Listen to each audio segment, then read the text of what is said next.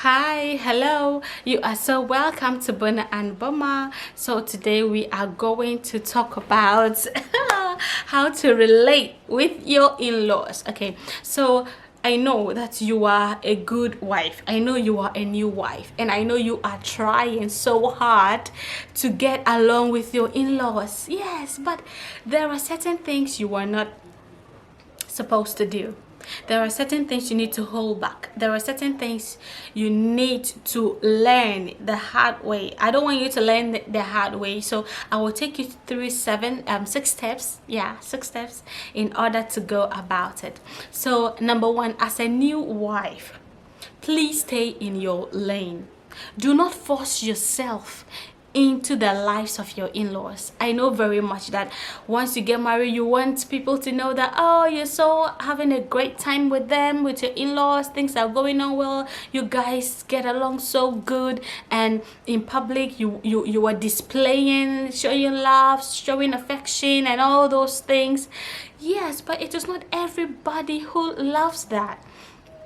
It's not, look, you know your husband, but you don't know your husband's mother, you don't know your husband's father, you don't know his cousins and his aunties and his nephews and his nieces and his uncles. You do not know them. So I would advise that you stay back as a new wife and get to know more about them, get to know whom they are, get to know what they love, get to know what they hate, get to know about their boundaries, okay, in order not to cross them and become a very a hard to handle kind of a wife.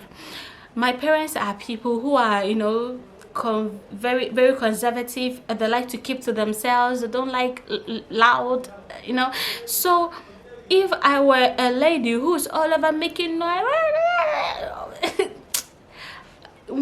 I'll be worrying their ears, and it's she has come, when you come, hey, oh, she has come, don't let it be like that with you and them. Try to stay back, get to know whom they are, and that's how it goes. The second thing is that, sister, do not start what you cannot finish. I had a friend who wanted to be a very good wife. When she was cutting or dating this guy, she would always go to the parents' house, go to the market, shop for them, buy ingredients, come and cook and stock the fridge, go to the auntie's place, take the children, take them out, bath them, buy sweets and pastries for them, and just doing all what she can to make them call her a good wife. Guess what? They were calling her our wife, our good wife, our sweet wife, our hard working wife.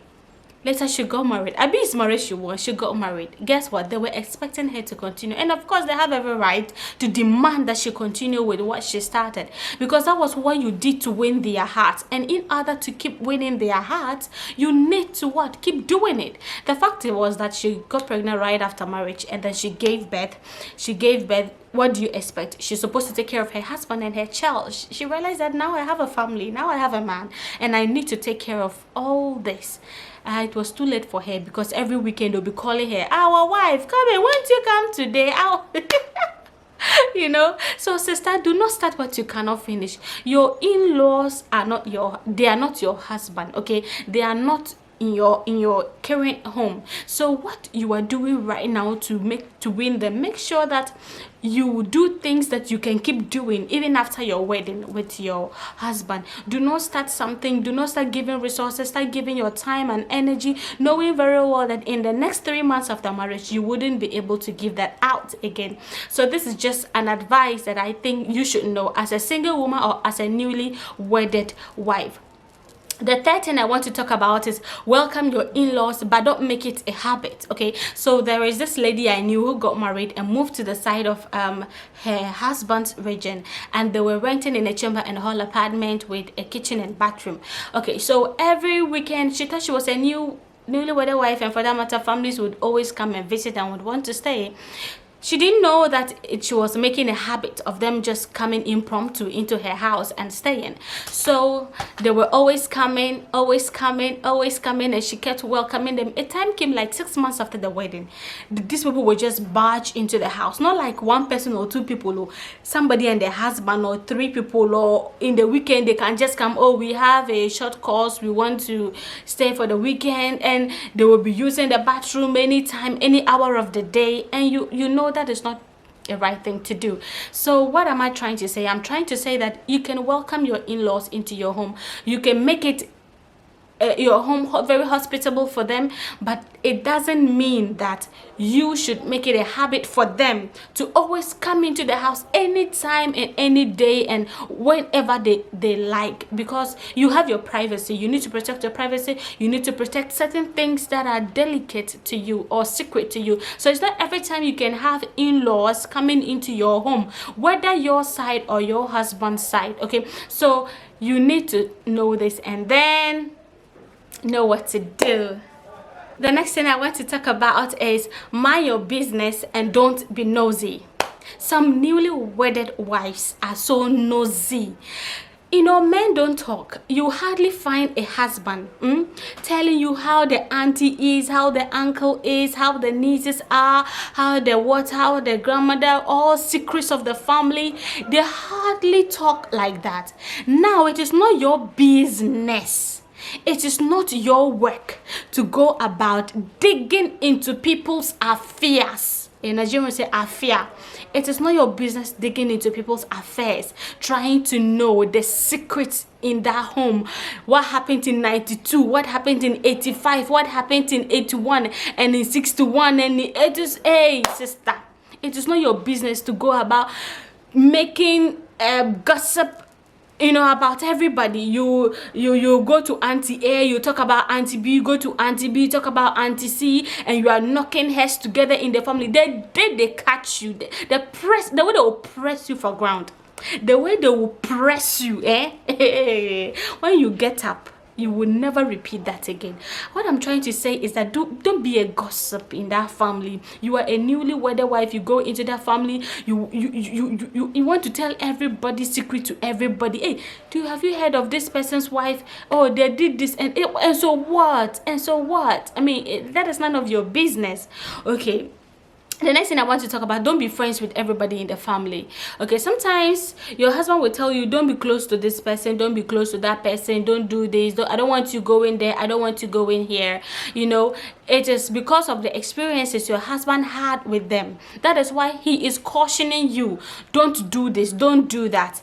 Now you find yourself as a newly wedded wife in his home and you try to be friends with everybody. As for me, I cannot be that kind of a wife. For me, my sister, don't be friends with everybody in the home, because you don't know why he's asking you to, or even you need to be cautious as a newly wedded wife, because you don't know whether they like you or they don't like you. You need to take your time and get to know more about them, get to study them, get to know whom they are before you can start becoming friends. The last thing I want to talk about is don't report your husband to his family members. Some women think that if I report my husband to the auntie, if I report him to the mother, if I report him to the uncle, you know, they will talk to him, they will do that, they will do that. Just maybe 1% out of 100% that it works. Yeah, that it works. You tell the more you tell the auntie, the more you tell the uncle or the father or mother, the more he hates you, the more you aggravate the issue.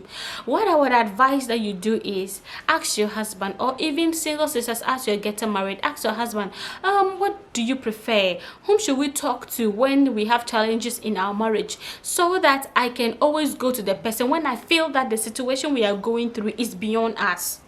You get it? It's not, if a situation is not beyond you as a couple, there's no need to take it out. There's no need to spread it, to talk about it to other people. But if you see that, no, this situation, my husband is not dealing with it well, neither am I doing right, so let's talk to a higher authority or a higher personality that can really help salvage this marriage. So you don't go about talking about him to his family members. You don't know the relationship he has with his family. He might not have told you that I don't really gist with this person, this is not my friend, this is not my partner. So it is not your work to go about making friends with everybody in the family and thinking that I can report my husband to them. No, you are not supposed to do that. So I thank you so much for your time, and God bless you for listening. Kindly like, share and comment, and if you think that what I have said is familiar or is right, you can comment below. So have a wonderful day and God bless you all. Bye.